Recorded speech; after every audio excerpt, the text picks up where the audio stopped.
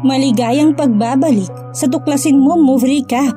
Ngayon, ikikwento ko sa inyo isang crime romance film na pinamagatang Jailbait. Warning, spoilers ahead. Watch out and take care.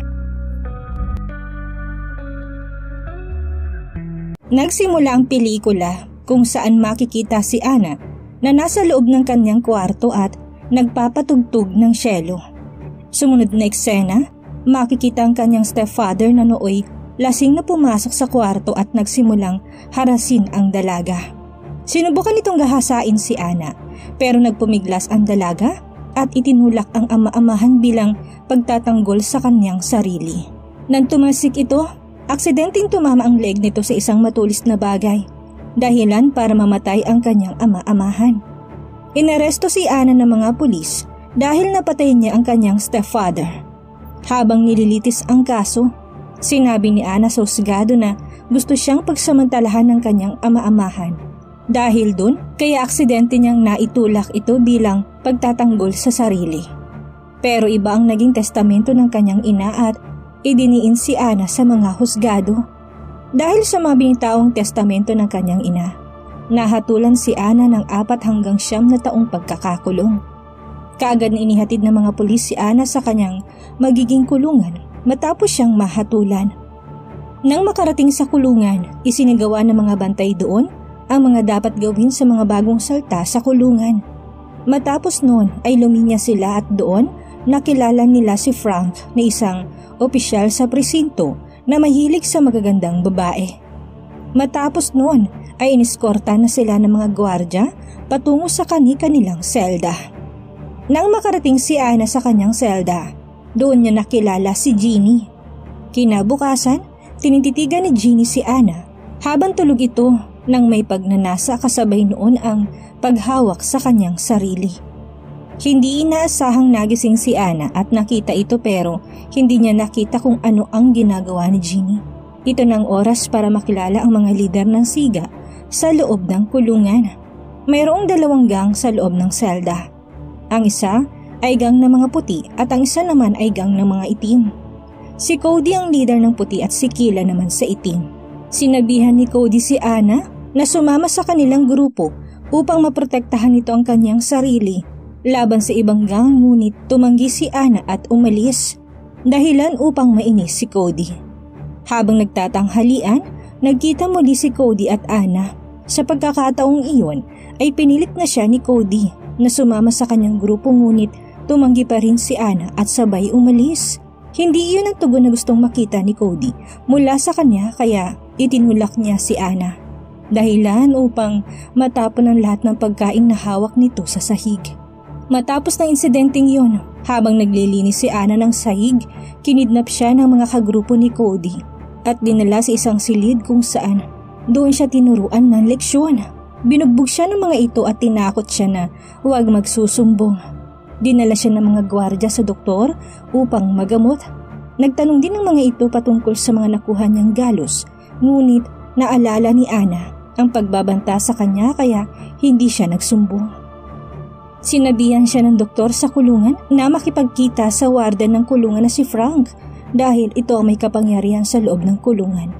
Ayaw sana ni Ana dahil alam niyang manyakis si Frank, ngunit ineskorta na siya ng gwardya patungo sa opisina ni Frank. Nang makarating sa opisina ay tinanong siya ni Frank patungkol sa nangyaring insidente, ngunit hindi nagsalita si Ana at sinabi na gusto niyang mapag-isa. Nag-offer si Frank na tulungan siya, ngunit ang kapalit ay ang pagsiping niya sa warden. Tinakot niya rin si Ana na ibabartolina ng 1 buwan. Tumanggi ang dalaga at bumalik sa selda na umiiyak. Nagtanong si Jeannie patungkol sa naging pagkikita nila ni Frank. Sumagot naman si Ana at sinabing gusto niyang mapag-isa. Nakita ni Jeannie ang pagkakataong iyon upang lansiin si Ana. Kaya sinubukan niyang pagaanin ang loob nito sa pamamagitan ng pagyakap at paghipo dito habang sinasabi kung gaano ito kaganda. Hindi natanggihan ni Ana ang mga ginawa ni Jeannie kaya natulog silang magkatabi. Nang sumunod na araw, nang makarating sila sa lote, tinakot-takot ni Kila si Ana at binato ito ng bola sa ulo habang papaalis ito.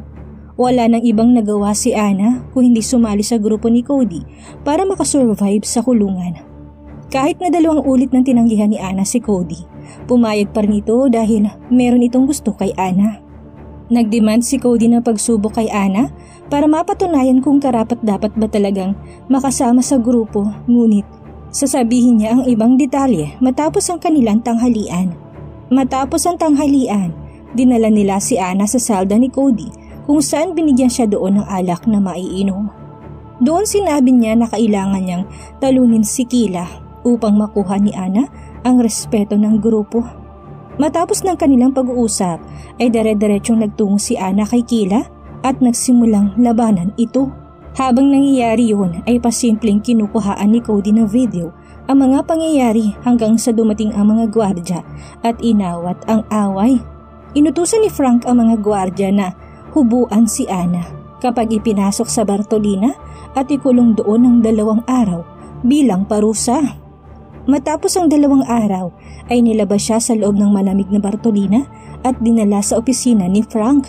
Blinakmail siya nito na ipapasok muli sa Bartolina at pagkakataong yun sa loob ng 1 buwan kapag tumanggi itong alisin ang init ng kanyang katawan.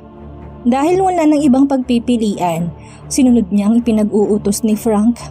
Bumalik si Ana sa selda ni Cody at doon nilagyan ito ng tattoo sa kanyang balikat. Inutos ni Cody sa ibang kasamahan nila na iwan silang 2. Doon, binigyan niya ito ng droga.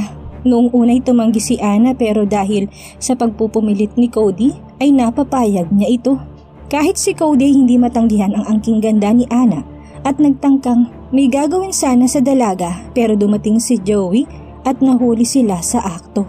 Sinigawan ni Cody ito at mahalatang may relasyon ang 2. Lumipas ang 2 araw, dumalaw ang nanay ni Ana upang makita siya. Sinubukang kumbinsihin ni Ana ang kanyang ina na totoo ang lahat ng sinabi niya sa korte. Ngunit ayaw maniwala ng kanyang ina at naniniwala siyang mabuti at hindi masamang tao ang kanyang asawa. Nag-init ang kanilang usapan dahilan upang masampal si Ana ng kanyang ina. Sumunod na eksena, nakaupo si Ana sa labas kasama ang grupo nito nang subukan siyang atakihin ni Kila habang may hawak itong kutsilyo. Pero sa pagkakataong ito ay tinulungan na siya ng grupo ni Cody kaya't nakipaglaban sila sa itim na grupo upang protektahan siya. Dali-dali silang inawat ng mga gwardya at kinuha nila si Ana upang dalhin sa opisina ng warden. Alam ni Frank ang katotohanang si Kila ang umatake kay Ana. Ngunit imbis na tulungan siya nito, ay tinakot siyang hindi ito maglalagay ng record kung tatanggalin ulit ni Ana ang init ng kanyang katawan. Lumalabas na kada may pagkakamali si Ana, ay pagkakataon naman ito ni Frank para babuyin ang kanyang pagkatao. Binisita ni Ana si Cody upang sabihin na gusto na niyang kumalas sa grupo at gusto niyang mapag-isa. Araw-araw ay unti-unting lumalala ang mental condition ni Ana at adik na sa paggamit ng droga upang takasan ang kanyang mga problema. Nagsimula na rin siyang sumama sa mga adik kung saan doon siya nagpapaturok ng droga. Concern si Cody sa nangyayari kay Ana kaya sinubukan niya itong pigilan na gumamit ng droga, ngunit dinuraan lang ni Ana siya sa muka. Bilang resulta, pinaalis ni Cody si Ana sa kanilang grupo. Kumalat agad ang chismis at nalaman ito ni Kila. Inatake nila si Ana habang naliligo ito. Dahilan upang magpunta siya sa doktor. Nagulat ang doktor na makita ang mga marka sa kanyang kamay. Nagpatuloy si Ana na magpakalulong sa droga. Isang araw, mataas ang tama ng droga sa kanya dahilan upang atakihin niya si Kila kahit mag-isa lang siya. Nagkaroon ng rambulan sa loob ng kulungan at kahit maging ang mga gwardya ay nasama na sa bugbugan dahilan upang gumamit na ng baril ang mga gwardya upang patigilin ang rambulan. Bilang parusa, nakulong ulit si Ana sa malamig na Bartolina. Makalipas ang ilang araw ay kinuha siya ni Frank sa Bartolina at sinabing dapat na magtanda na ito. Ngunit lulong na talaga si Ana sa droga at halos hindi ito mabuhay ng walang droga. Sa kabila na naging alitan nilang 2 ni Cody, makikitang concern pa rin siya para kay Ana. Nang siya na ang tuturukan, pinigilan siya nito. Nagtaka si Ana sa mga nangyayari at nagbantang magpapakamatay kapag mayroong lumapit sa kanya. Ang gusto niya lang ay mapag-isa. Sakto naman dumating ang mga gwardya at pinigilan siya sa kanyang gagawin. Dahilan upang makulong ulit siya sa Bartolina at ngayon sa mas mahaba ng panahon. Parang nababaliw na siya kapag walang droga. Isang araw, nagtangka siyang magpakamatay gamit ang sinira niyang tray ng pagkain. Hiniwan niya ang kanyang pulso at nakita ito ng gwardya. Kaya dali-dali nila itong sinugot sa ospital. Nang magising ito ay nasa loob na siya ng isang posibilidad para sa mga taong suicidal. Tinanong siya ng doktor kung bakit gusto niya magpakamatay. Sumagot naman si Ana at sinabi upang makaalis sa loob ng Bartolina. Tinulungan siya ng doktor na maalis sa kanyang sistema ang droga dahilan upang maging mabuti ang kalagayan ni Ana. Samantalang nakita niya ang ibang babae na naghihingalo sa kanilang higaan. Doon niya napagtanto na masama sa katawan ang droga at nangako sa sarili na hindi na siya gagamit noon. Humingi siya ng tulong sa doktor upang makita niya ang kanyang ina. Nakaramdam ang kanyang ina ng konsensya dahil pinasok niya sa kulungan ang kanyang anak kahit alam niyang nagsasabi ito ng totoo. Sinabi niya kay Ana na ilalabas niya ng kulungan si Ana. Matapos ni bumalik siya sa kanyang selda at sinubukan tanggalin ang kanyang tattoo dahil ayaw niya nang ma-associate pa sa mga grupo. Nang tuluyan na makarecover si Ana, dinala siya sa opisina ni Frank at sinabi nito na gagawin niya ang lahat upang tanggalin ang init ng katawan nito. Kapalit ay ayaw na niyang masangkot sa gulo o makahalubilo ang bawat grupo sa kulungan at ang gusto niya lang ay mapag-isa. Pumayag naman si Frank sa kanyang kondisyon. Habang kumakain ng tanghalian, tinapunan siya ng pagkain ng mga inmate pero imbis na mag-react ay umalis ito. Matapos noon ay nakipagkita si Frank sa isang maliit na kwarto para ibigay ang selo na nire-request ni Ana na sumali sa isang talent show. Nang malaman ni Cody na binuran niya ang tattoo, binugbog siya ng grupo nito. Sinugatan din nila ang mukha nito at binali ang daliri nito para hindi ito makasali sa talent show. Muli siyang dinala sa pagamutan at nang tanungin niya si Frank kung kagagawan ba ito ni Cody, sumagot naman siya ng oo. Habang hinihimas ang legs ni Ana, pinangako ni Frank na paparusahan niya ang gumawa nito sa kanya. Nakita ng doktor ang immoral na ginagawa ni Frank.